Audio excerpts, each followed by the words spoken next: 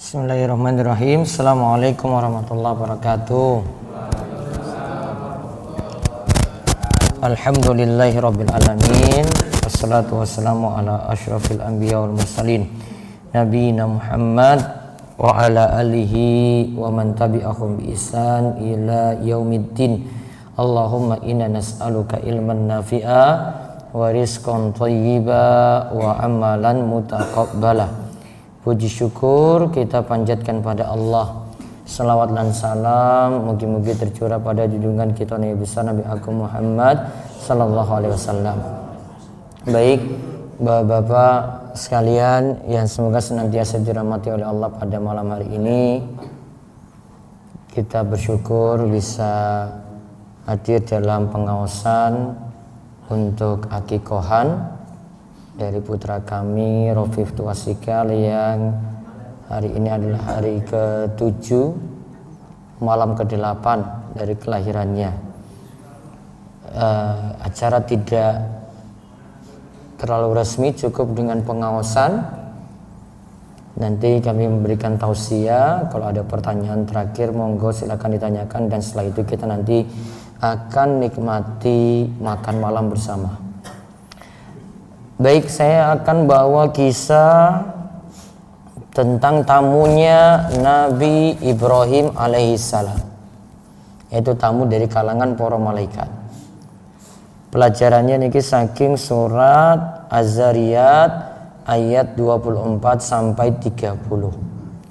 Allah berfirman, hal ataka hadithu dhaifi Ibrahim al-mukramin idh dakhalu alaihi faqalu salama qala salamun qaumun munkarun faragha ila ahlihi fajaa bi ijlin samin faqarrabahu ilaihim qala ala ta'kulun fa'awjasa minhum khifatan qalu la takhaf wa basyaruhu bi gulamin alim fa'aqbalat imra'atuhu fi sarratin fasakkat wajhaha wa qalat ajuzun akim qalu kadzalika qala rabbuki innahuwal hakimul alim.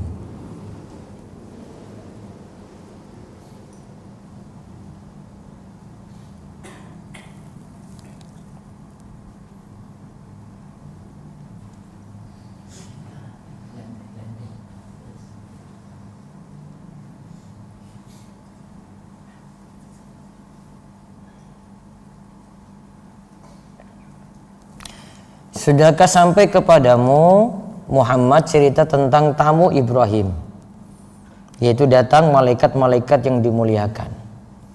Ada sebagian ahli tafsir katakan malaikatnya adalah Jibril, Mikail, Israfil, 3 malaikat yang mulia. Jibril, Mikail, Israfil. Jibril itu penyampai wahyu, Mikail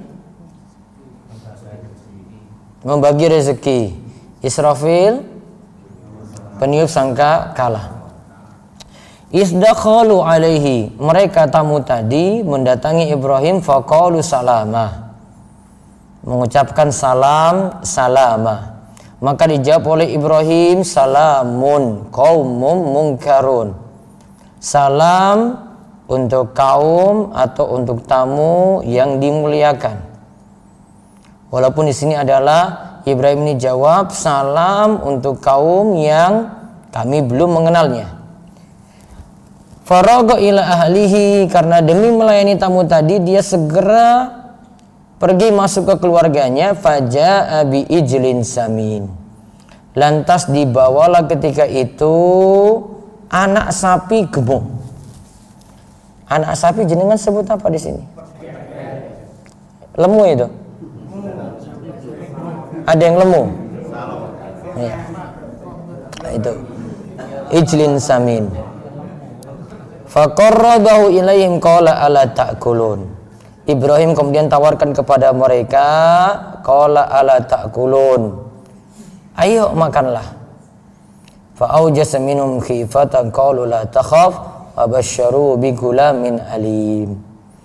Kemudian fa'awjasa minhum khifatan, ketika ditawari tadi untuk makan, dihidangkan makanan kepada mereka, Ibrahim lalu katakan, silahkan makan. Maka ketika itu mereka tidak mau makan karena itu Ibrahim merasa takut terhadap mereka. Jadi didekatkan makanan. Ini tamu. Terus di bawah hidangan tadi langsung dihidangkan di hadapan tamu tadi. Bukan diletakkan di, Ibrahim tidak letakkan di meja, namun disodorkan ke tamunya masing-masing. Kemudian Nabi Ibrahim ajak, ayo makan, ala ta'kulun. Fa'aujasa minum khifatan, karena mereka tidak mau menyentuh makanan tadi, maka Ibrahim jadi takut. Maka malaikat-malaikat tadi itu jawab, la takhaf, janganlah engkau itu takut. La takhaf, janganlah engkau itu takut. Wa basyaruhu bi gulamin alim. Lantas dikabarkanlah kepada Ibrahim anak yang nanti lahir yang bernama Ishak. Dia adalah seorang anak yang cerdas, seorang anak yang alim, anak yang pintar, anak yang cerdas. Fa aqbalat imra'atuhu fi sarratin fasakkat wajhaha wa qalat ajuzun akim. Maka istrinya itu kaget karena dia itu sudah sepuh, namun kok dikatakan nanti akan punya keturunan. Maka dijawab ketika itu, qalu kadzaliki qala rabbuki innahuwal hakimul alim. Demikianlah Rabbmu itu adalah Allah yang Maha Hakim lagi Maha mengetahui. Nah, sekarang kita lihat ini kisah Nabi Ibrahim dengan istrinya Sarah dengan putranya yang bernama Ishak. Sekarang kita lihat dulu silsilah. Nabi siapa tadi? Ibrahim.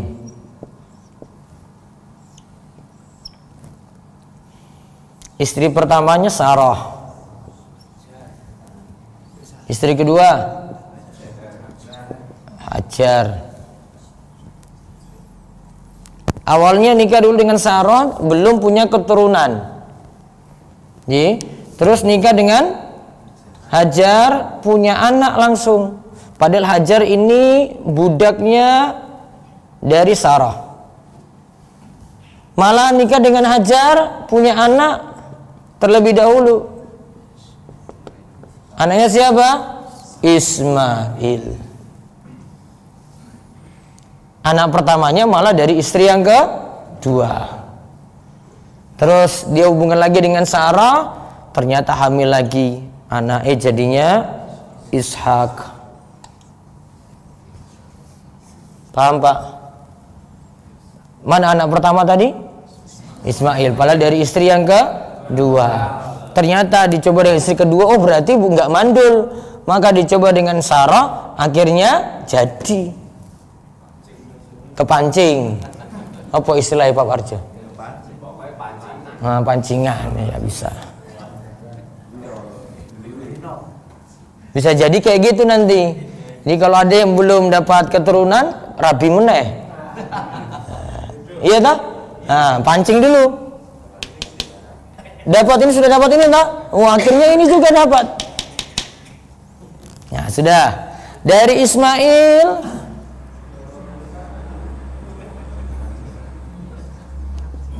nanti keturunannya sampai siapa?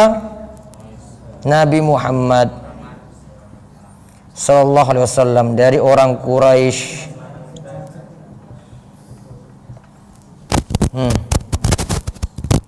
Dari Ishak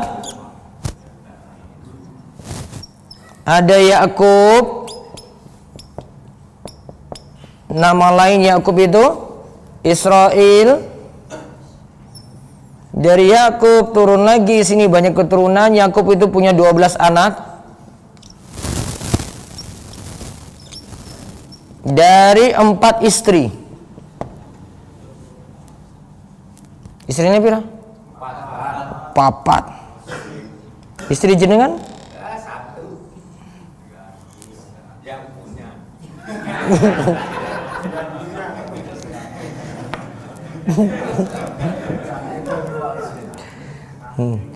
Nah, di sini dari 12 anak ini ada situ Yusuf.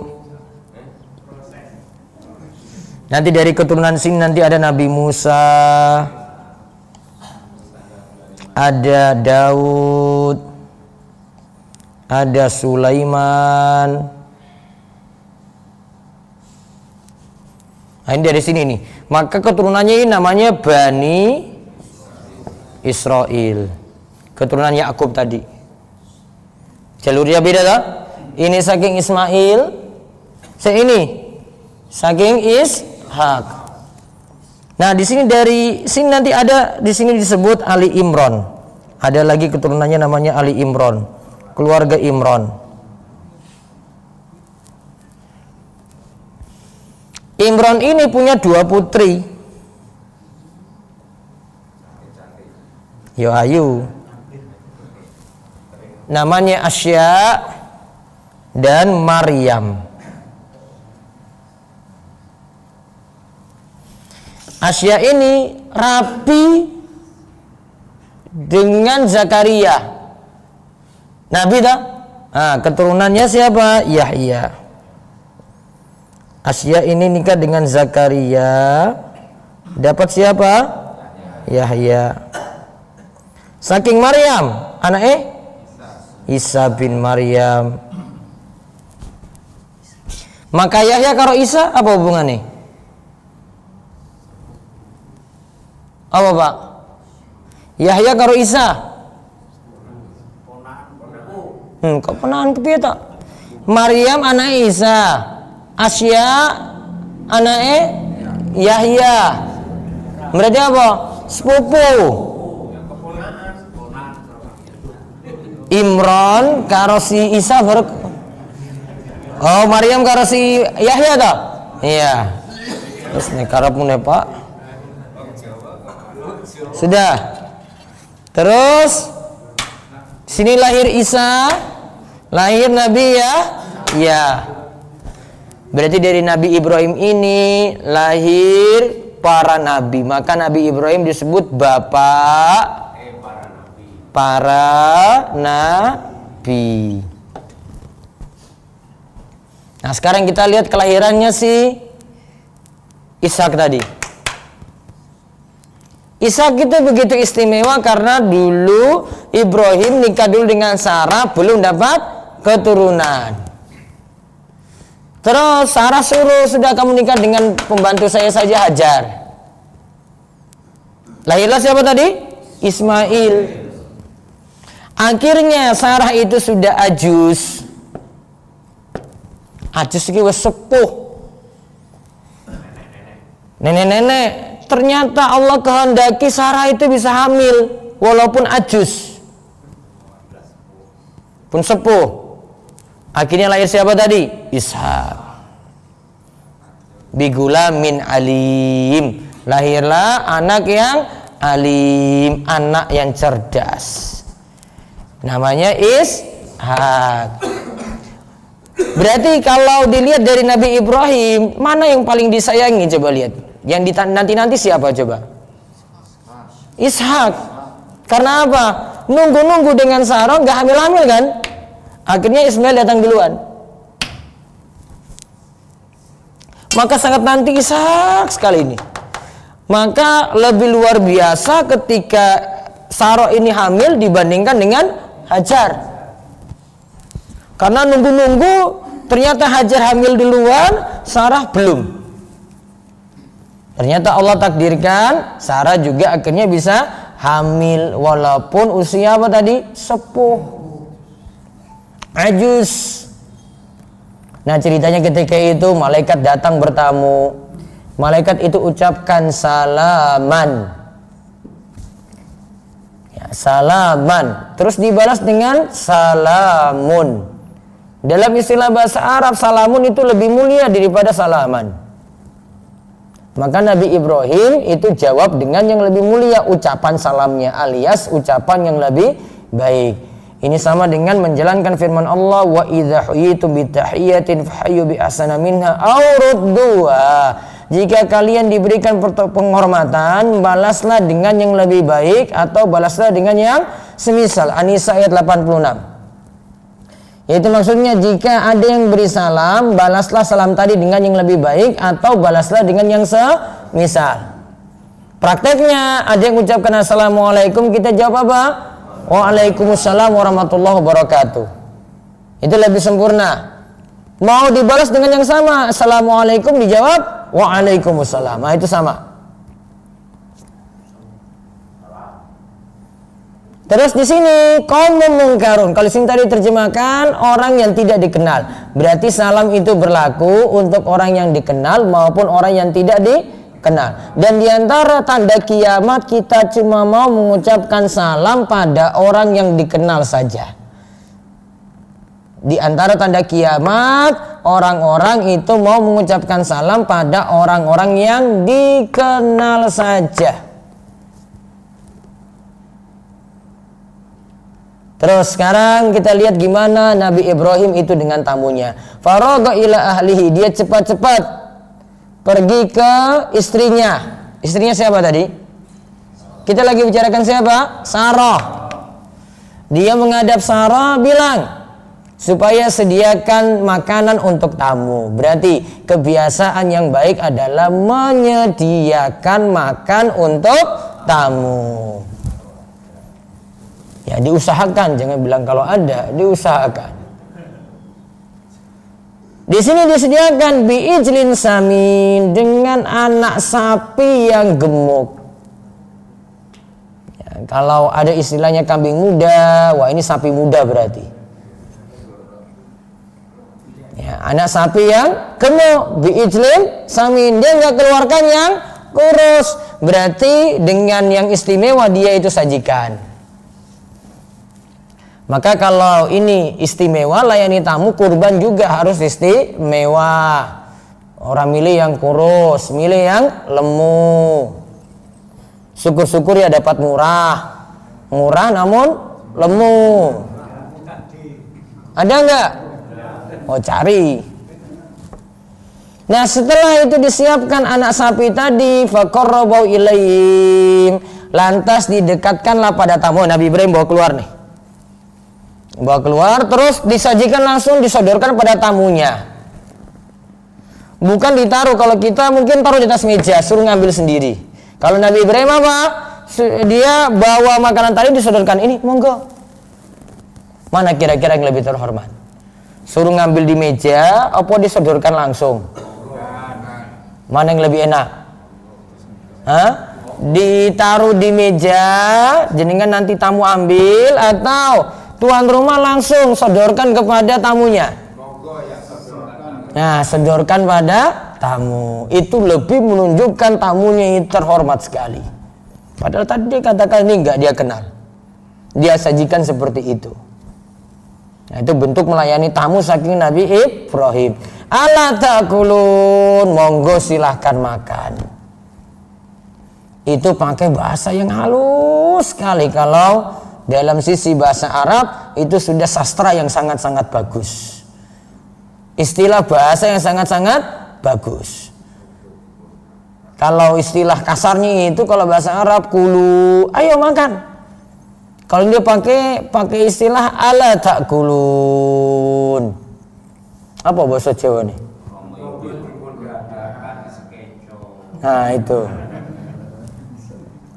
itu lebih dimuliakan lagi. Bahasanya halus. Makanya pakai bahasa yang lebih baik ketika layani tamu tadi. Terus fa'aujasa min khifatan, karena tamunya nggak mau nyentuh-nyentuh makanan tadi, Ibrahim jadi takut. Karena anggap wah ini sudah tak layani kok masa nggak disentuh juga makanan tadi. Terus qalu la takhaf. Tamu tadi malah mengatakan jangan takut wahai Ibrahim. Wa basyaruhu bi gulamin alim. Wa basyaruhu bi gulamin alim. Dan diberikan kabar kepada Ibrahim akan lahir anak laki-laki yang alim. Alim itu yang cerdas. Siapa tadi anaknya? Ishak. Ya, kalau mau tahu usianya ketika itu dapat ini itu sekitar 80-an tahun itu kayaknya itu. Si Nabi Ibrahim itu dapat anaknya tadi Jadi sudah sangat-sangat sepuh sekali Ibrahim maupun istrinya itu. Walaupun dengan Sarah pokoknya sudah sangat-sangat sepuh sekali.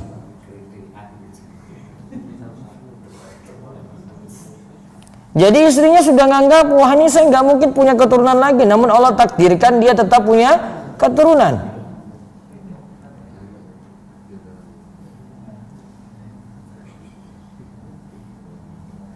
Nah terus dikatakan fa aqbalat imra'atu fi sarratin, akhirnya istrinya itu terlihat gembira sekali, fasakkat wajha, lantas dia mukul pipinya, wa qalat ajuzun akim, saya kan sudah sepuh, saya itu akim, saya itu mandul. Sesuatu yang tidak mungkin bisa jadi mungkin bagi Allah. Nanti keturunan 5 tahun, ternyata setelah 5 tahun baru punya keturunan itu. Bisa, Allah bisa kehendaki, itu tergantung Allah. Allah tahu mana yang terbaik untuk hambanya. Terus dikatakan demikian apa yang ditetapkan oleh Allah untuk kalian, innahuwal hakimul alim. Allah itu maha hakim lagi maha mengetahui. Allah tahu mana keadaan yang terbaik untuk hamba-hambanya. Berarti kita di sini dapat pelajaran penting. Itulah pentingnya kesabaran. Menanti keturunan juga butuh kesabaran. Ini sampai usia sepuh ajus tadi itu istrinya. Istrinya usia ajus itu baru dapatkan anaknya tadi Ishak. Nanti terus.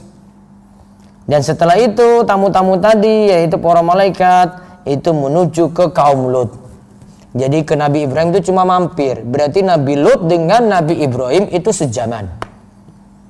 Nabi Lut kali Nabi Ibrahim itu sejaman. Nabi Ibrahim di negara mana? Sekarang di mana? Tawarjo. Di negara mana?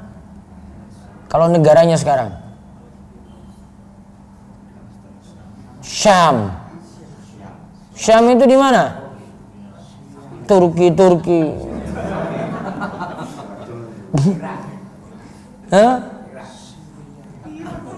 Syria, Suriah, Libanon, Yordania, Palestina itu negara dekat, itu Syam dulu itu.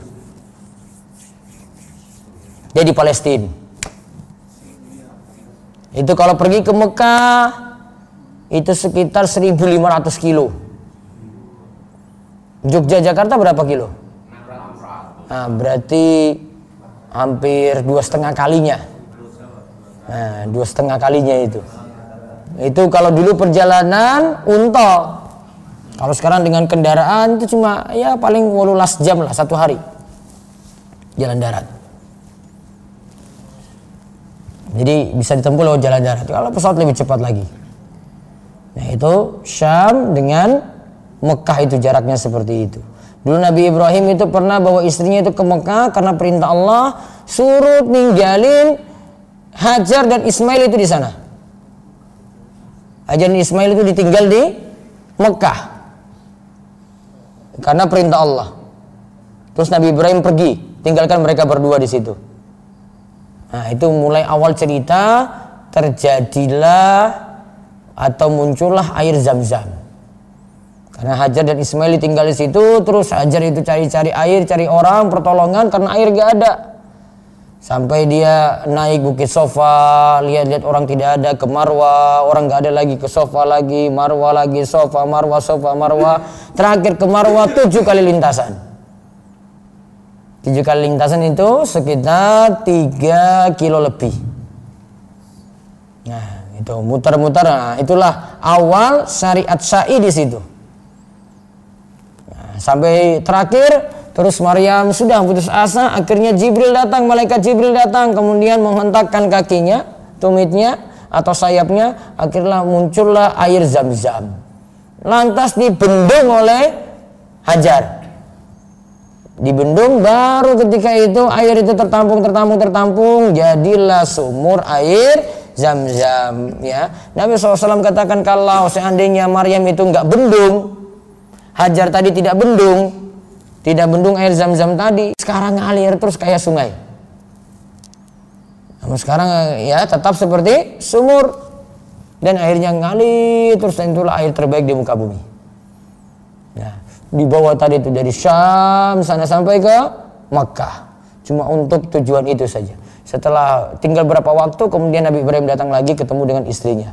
Setelah itu baru dapat perintah lagi untuk menyembelih putranya Ismail lagi itu. Tadi sudah disuruh ditinggal waktu kecil, masih menyusui, sudah mau balik, disuruh apa? Nyembelih anaknya sendiri lewat mimpi. Wahyunya lewat mimpi. Lantas disembelih di daerah Mina.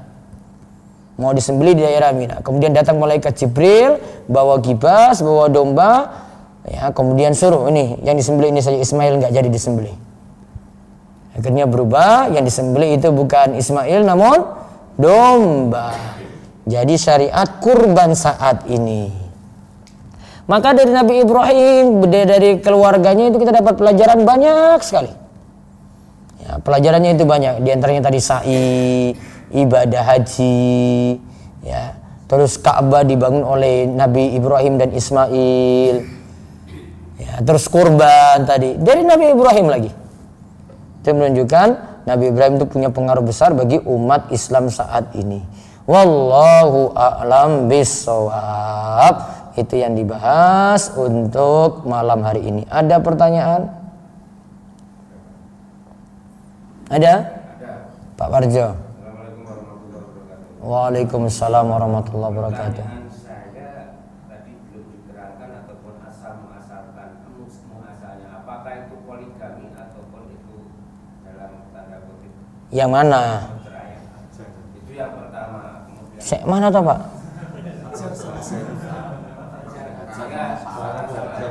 Ya poligami ya, istrinya 2 kok. Tadi kan belum diterangkan. Ini sudah. Yang kedua, mutlak kalau melihat sistem kedokteran itu kan 40 ke atas itu sudah resiko tinggi. Ternyata sudah di dalam tahun, berarti itu mutlak dari Allah Subhanahu Wa Taala. Ya, terus? Ya intinya apapun yang tidak mungkin bagi manusia tentu saja mungkin bagi Allah seperti itu. Iya. Mungkin. Makanya sabar. Berarti boleh menikah ya.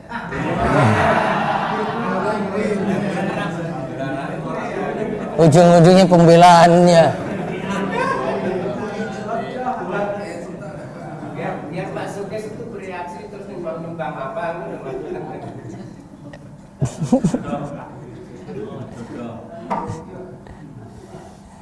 Intinya mau membela dirinya aja itu, dia tanya itu. Ada lagi? Ada yang nanya lagi? Pak Warno. Nabi Ibrahim, tafsirnya dalam Quran bahwa Nabi Ibrahim itu kapasitasnya sebagai nabi. Kalau nabi itu mau berdoa apapun pasti dijawab oleh Allah. Tapi doanya Nabi Ibrahim, Rabbi ja'alni muqimas shalah.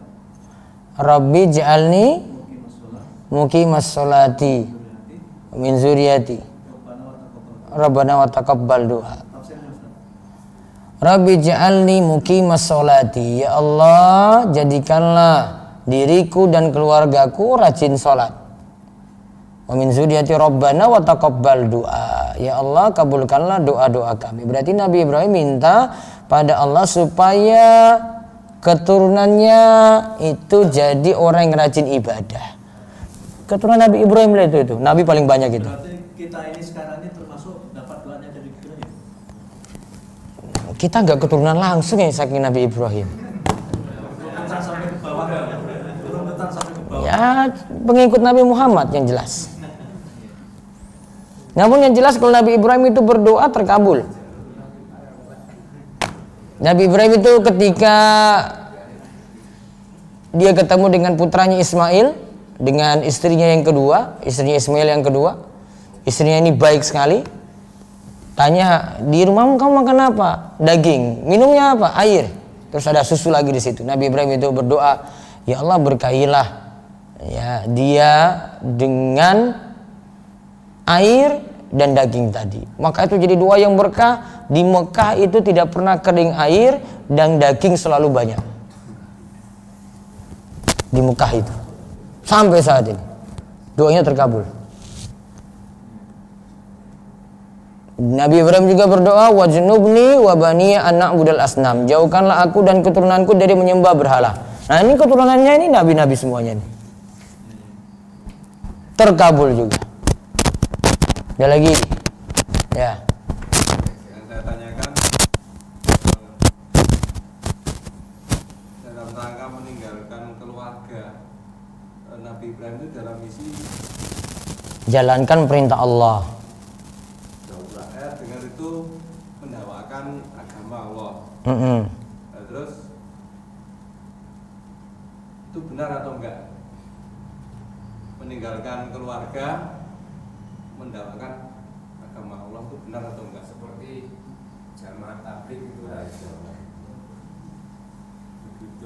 Beda. Jamaah tabligh nggak dapat wahyu. Kalau ini dapat wahyu ini. Wahyu suruh ninggalin siapa? Hajar dan Ismail, balik lagi. Yang jamin rezeki siapa? Allah. Ada cerita Zam-Zam situ. Itu Allah perintahkan langsung itu, nggak bisa macam-macam Ibrahim. Kalau tadi pergi dakwah, tinggalin istri sulit makan, ngemis-ngemis ke tetangga, istri nggak dikasih nafkah cukup juga, cuma pasrah pada Allah, itu namanya zolimi istri, dosa. Yang saya dengar waktu kemarin itu dalam rangka meninggalkan keluarga. Nggak ada itu Nabi dulu kayak gitu, nggak ada itu, nggak ada Nabi kayak begitu, nggak ada. Nabi Muhammad nggak pernah ngajarin kayak gitu.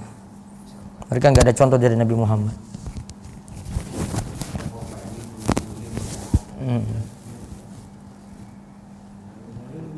Kafa bil mari isman ayyudhi amayyakut.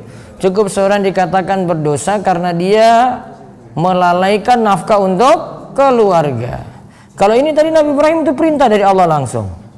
Wahyu.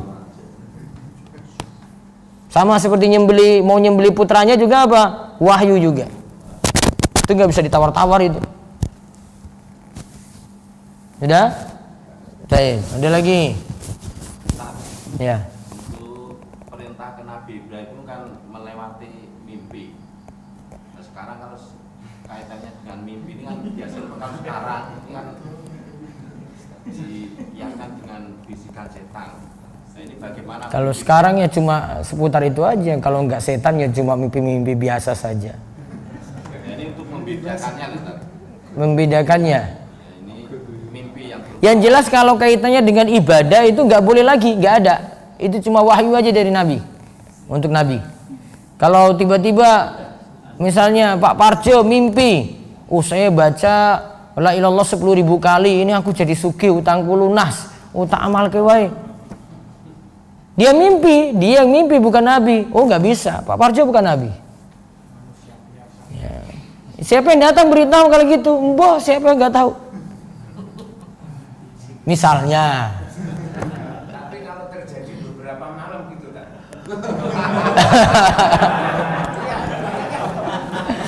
Kalau terjadi berapa malam?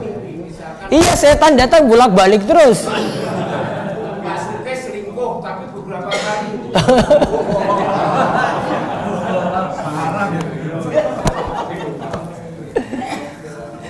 Itu. Mimpi loh. Kalau ini tadi masalah wahyu ini, wahyu nggak mungkin lagi. Sudah habis wahyu. Maka yang sekarang ini biasanya di Indonesia itu ada orang ngaku dapat wahyu gini. Wah sudah nggak benar lagi kan? Sudah berhenti. Wahyu sudah habis. Dengan mimpi lagi sudah nggak bisa. Amalan dengan mimpi juga nggak bisa gitu. Yang ada mimpi basah, kalau enggak mimpi setan gitu.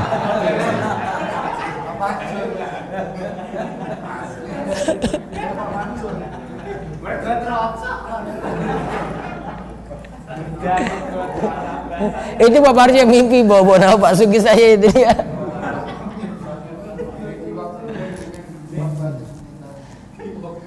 Ada lagi?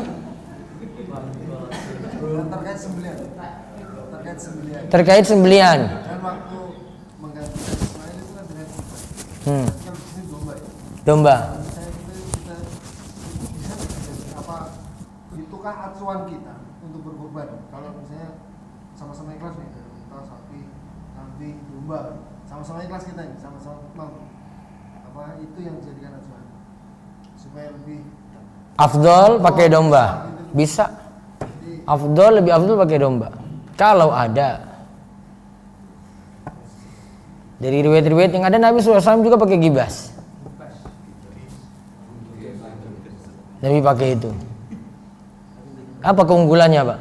Kalau mungkin gibas karo kambing Jawa. Terus? Etawa, kalau etawa itu dari kambing apa itu? Di asalnya itu keturunan dari Jawa karo gibas tah?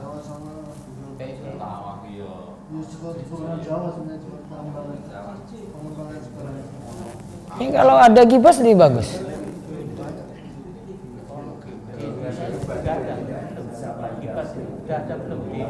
Domba Pak. Domba apa? Gembel. Bedus gembel.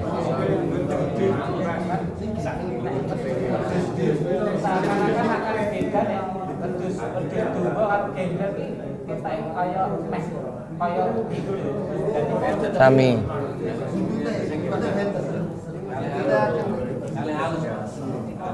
Oke, cukup nggih? Ya itu saja untuk pertemuan malam hari ini. Kami rasa cukup. Setelah ini monggo bisa nikmati makan malam di ruang utara, sudah disediakan menu enak untuk akikohan. Nanti setelah itu ingin bubar, setelah makan malam dipersilahkan. Nih, itu saja. Mudah-mudahan bawa berkah dan Allah memberikan kita jadi umat yang terbaik, menjadikan Nabi Ibrahim sebagai suri toladan dan juga kita jadikan Nabi Muhammad SAW sebagai contoh kita dalam beragama, dan mudah-mudahan kita terus diberi keistiqomahan dan husnul khotimah. Demikian kita cukupkan, kita tutup kalian doa kafaratul majlis. Subhanakallahumma bihamdika asyhadu an la ilaha illa anta astaghfiruka wa atubu ilaik. Assalamualaikum warahmatullahi wabarakatuh.